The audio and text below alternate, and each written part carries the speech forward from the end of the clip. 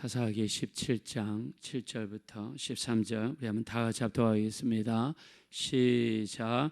유다 가족에 속한 유다 베들레헴에 한 청년이 있었으니 그는 레인으로서 거기서 소류하였더라. 그 사람이 거주할 곳을 찾고자 하여 그 성읍 유다 베들레헴을 떠나가다가 에브라임 산지로 가서 미가의 집에 이르매 미가가 그에게 묻되 너는 어디서부터 오느냐 하니 그가 이르되 유다 베들레헴의 레인으로서 거류할 것을 찾으려 가노라 하는지라. 미가가 그에게 이르되 내가 나와 함께 거주하며 나를 위하여 아버지와 제사장이 되라. 내가 해마다 은열과 의복한 벌과 먹을 것을 주리라 하므로 그 레인이 들어갔더라.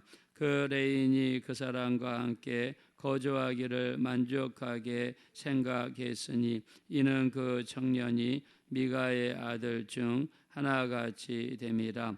미가가 그 레인을 거룩하게 구별하며 그 청년이 미가의 제사장이 되어 그 집에 있었더라. 이에 미가가 이르되 레인이 내 제사장이 되었으니 이제 여호와께서 내게 복 주실 줄을 아노라 하니라. 아멘.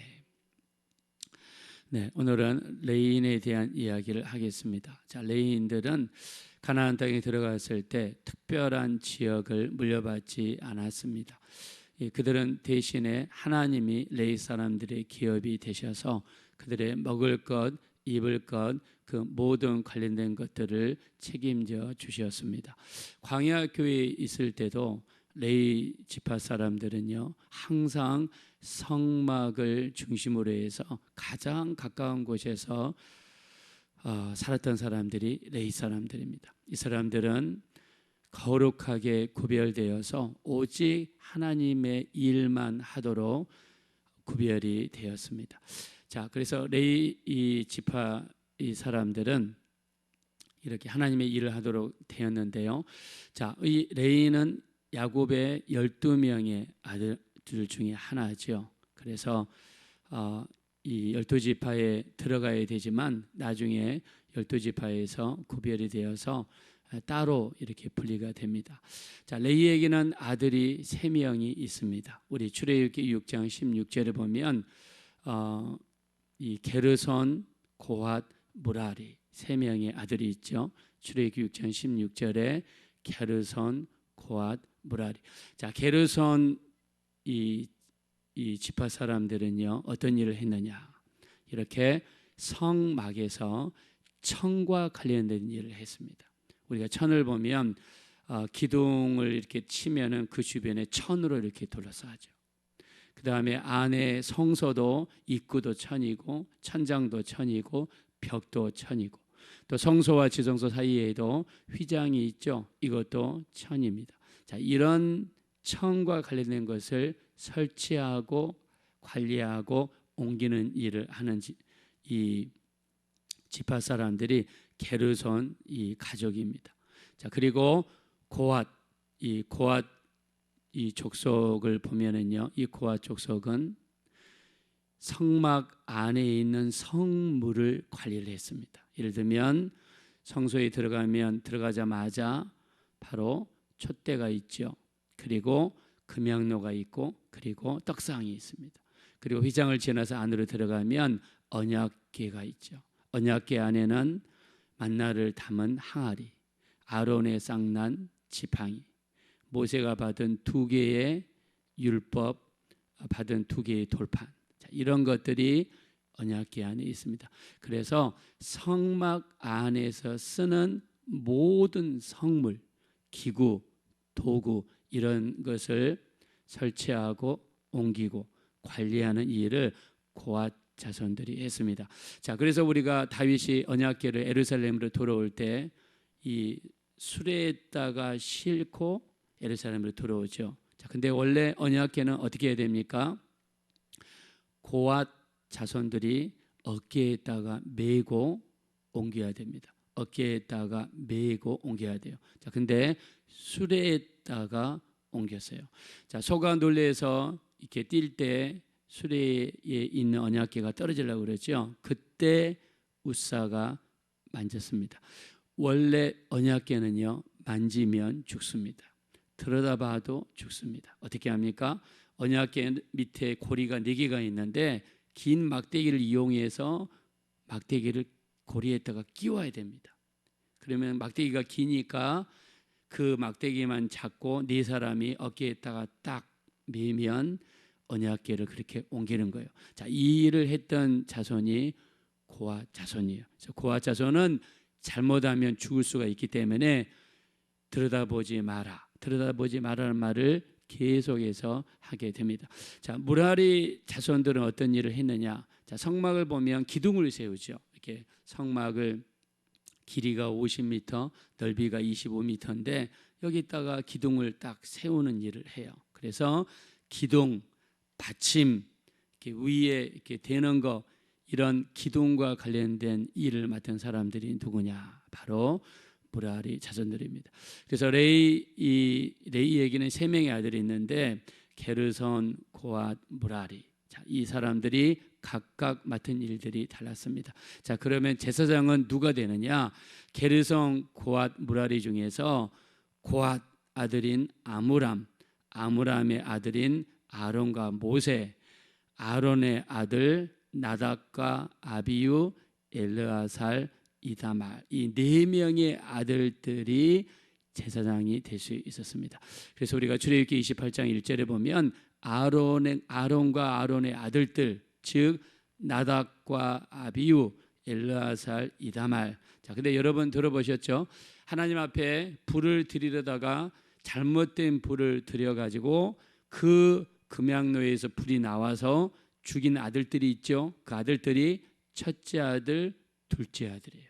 4명의 아들 중에서 아론은 4명의 아들이 있는데 첫째 아들, 둘째 아들이 불에 타서 죽었습니다. 자, 그래서 나답과 아비유는 사라지고 엘르아살과 이다말을 통해서 제사장의 직분이 이어져 내려갔습니다. 자, 제사장의 직분은요, 세습이 됩니다.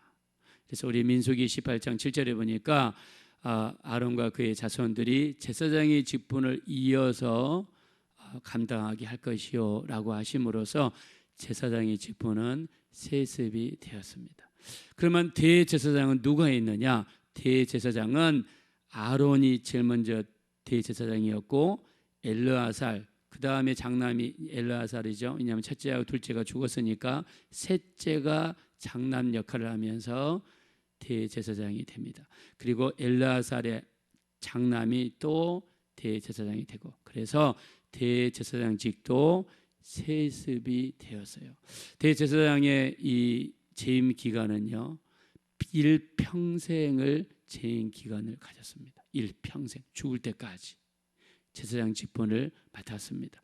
그래서 도피성으로 부지 중에 내가 실수로 사람을 죽인 사람이 이렇게 도망갈 수 있도록 하나님께서 피할 길을 내주셨죠. 그게 도피성이고 요단강의 동쪽에 3개, 서쪽에 3개가 있었죠. 자, 그 도피성에 들어가서 재판을 받고 이 사람이 고의로 죽였는지 아니면 실수로 죽였는지 분별을 한 다음에 실수로 죽였으면 받아주죠. 자, 그 도피성에서 언제까지 살 수 있냐면 자기 때 그 대제사장이 죽으면은, 제사장에서 내려오면은 그 도피성에서 나와서 일반 가정으로 돌아갈 수가 있었습니다. 자, 근데 예수님 당시에도 대제사장이 있었어요. 이때는 대제사장이 아론의 자손들을 통해 내려온 그 사람들 임명한 게 아니라 로마의 총독이 자기들이 임의로 임명했습니다. 그래서 예수님 시절에는 가이사가 있었고 가이사의 이 장인이 안나스라고 그래서 안나스는 로마 총독에 의해서 강제로 내려왔고요. 로마 총독의 마음에 들었던 바로 대제사장의 직분을 감당했습니다. 그래서 시간이 지날수록 대제사장의 직분도 달라졌어요. 자, 여기서 보면은요, 대제사장도 세습이 되고 제사장도 세습이 됩니다. 그래서 요즘에 우리 한국 교회에서 세습 문제 때문에 굉장히 막 시끄럽고 복잡하죠. 그래서 이것 때문에 문제가 크게 생기기도 합니다. 자, 근데 교회의 리더십은요, 저는 이렇게 생각합니다. 모세가 이스라엘의 지도자였고 이스라엘 백성들을 목회를 했죠. 그리고 그 다음에 이어서 누가 바톤을 이어받았습니까? 모세의 아들이 이어받았나요? 아니죠. 바로 여호수아가 바톤을 이어받았습니다. 피 한 방울 섞이지 않았고, 그리고 영적으로 끼어 있었던 여호수아를 하나님의 인도하심을 받아서 이렇게 임명했던 것을 볼 수 있습니다. 자, 근데 그 교회에서요, 만약에 교회에 있는 모든 성도님들이 90% 이상이, 아니면 대다수가 목사님 아드님이 딱입니다, 목사님 아드님이 하셨으면 좋겠습니다, 그러면 저는 문제가 없다고 생각합니다. 왜요? 아니, 교인들이 원하시는데, 그 교회가 원하시는데, 그리고 거기에 어떤 문제가 없다면 저는 세습을 해도 된다라고 생각합니다. 그러나 강제로 하고 교인들도 원치 않고 이것 때문에 큰 분란이 생겼다, 그리고 교회 밖에서 바라보는 사람들의 시선이 좋지 않다, 그러면 저는 하면 안 된다고 생각합니다. 우리 고린도전서 10장 31절, 먹든지 마시든지 무엇을 위해서 해라고 그랬습니까? 하나님의 영광을 위해서 하라고 했습니다. 그래서 이런 부분도 우리 그런 부분이 생각이 되지 않을까 생각을 합니다. 자, 이 레위인들은요, 가나안 땅에 들어가자마자 어떤 일이 이루어졌습니까? 하나님께서 48개 성읍으로 나눠 가지고 거기에 레위 사람들을 배치를 했습니다. 자, 가나안 땅 전체를 48개로 나눠서 48기에 흩어져서 거기서 말씀을 가르치고 예배를 인도하고 백성들에게 재판을 할 수 있도록 레위 사람들을 분배를 했어요. 자, 오늘 여기 나와 있는 레위 사람은 자기가 맡은 구역이 있습니다. 그 구역이 어디냐면 유다 베들레헴에 속한 사람이다라고 이야기했습니다. 자, 7절 한번 보겠습니다. 7절 다 같이 한번 보겠습니다. 시작. 유다 가족에 속한 유다 베들레헴에 한 청년이 있었으니 그는 레위인으로서 거기서 거류하였더라. 아멘.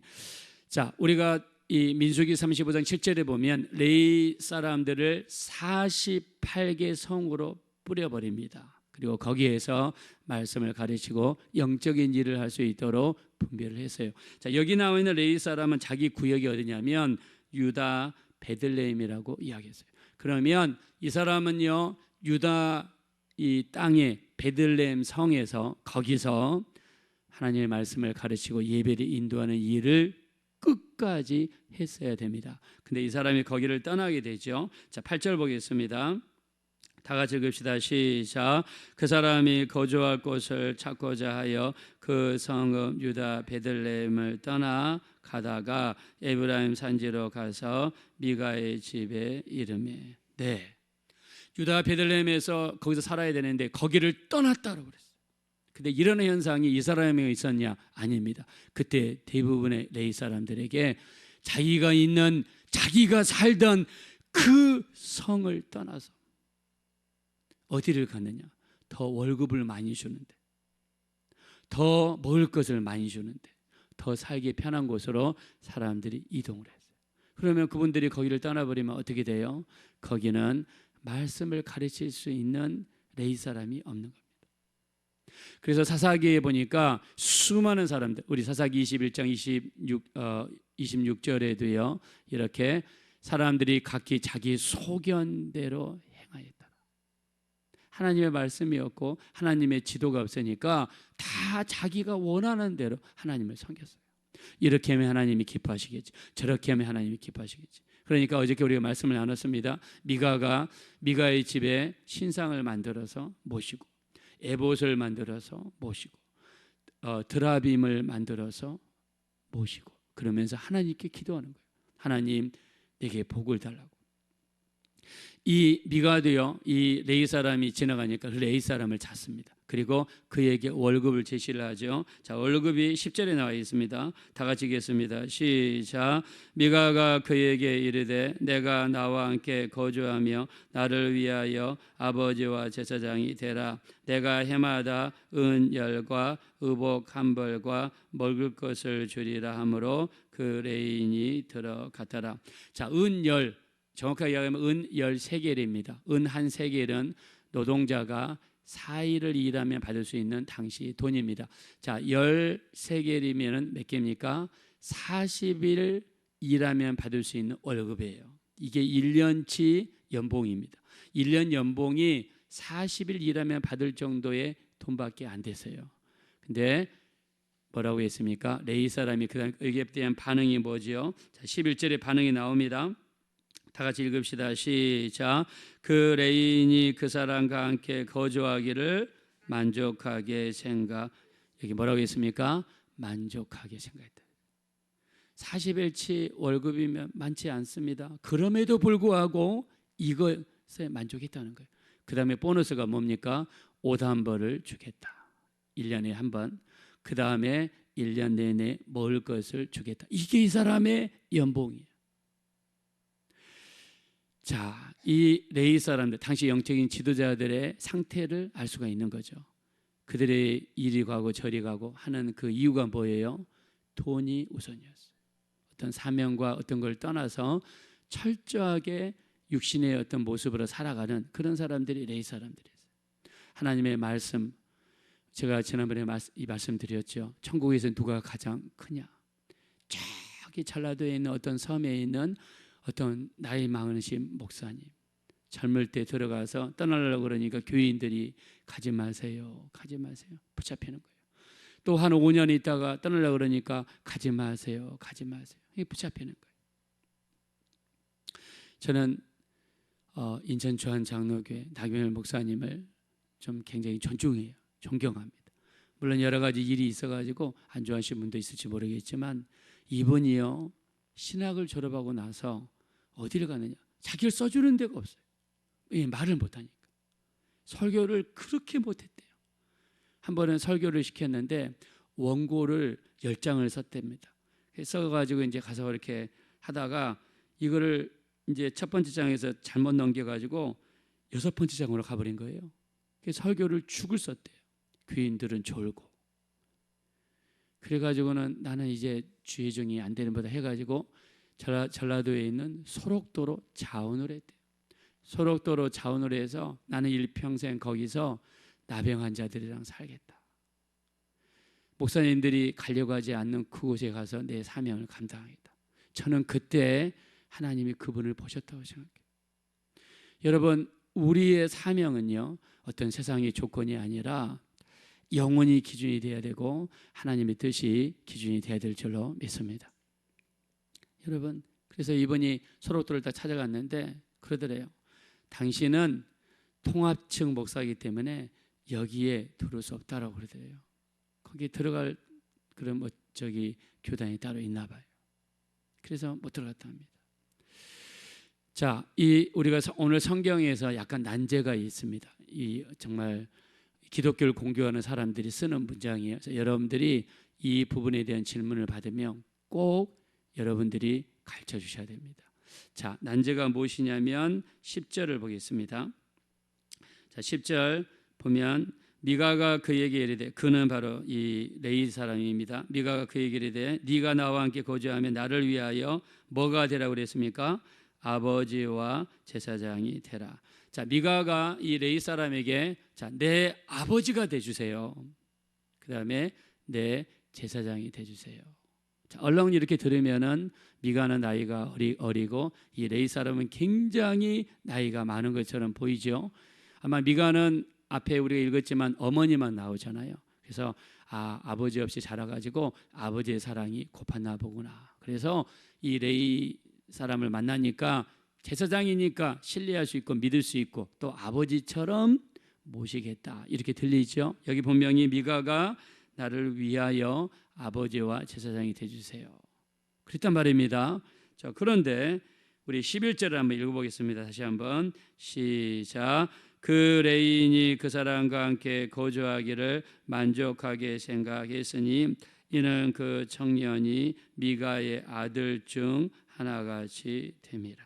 여기 뭐라고 했어요? 미가의 아들 중 또 하나같이 됐다고 그랬어요. 아니 앞에서는 내 아버지와 제사장이 돼 주세요. 자, 아버지가 되달라고 했다가 여기 11절에서는 미가의 아들 중 하나같이 됐더라. 이 제사장이, 이 레위 사람이 미가의 아들로 또 갑자기 바뀌어버리죠. 위에서는 아버지가 돼주세요, 여기 밑에서는 아들처럼 됐더라. 그러면 성경이 이게 뭐지? 약간 혼동되지 않겠습니까? 위에서는 미가가 내 아버지가 돼주세요, 분명히 아버지가 되더라고 그랬잖아요. 11절에서는 미가의 아들처럼 됐더라. 자, 우리가 지금을 기준으로 해서 어떤 혈연이라든가 관계를 생각해서 아버지와 아들로 생각하면 이해가 안 됩니다. 자, 그러나 성경을 이해하기 위해서는 그때 당시에 관습으로 돌아갈 필요가 있겠죠. 자, 여기서 이야기하는 아들, 우리가 쉬운 성경을 참고해 보니까 쉬운 성경에서는 어른이라고 번역을 했습니다.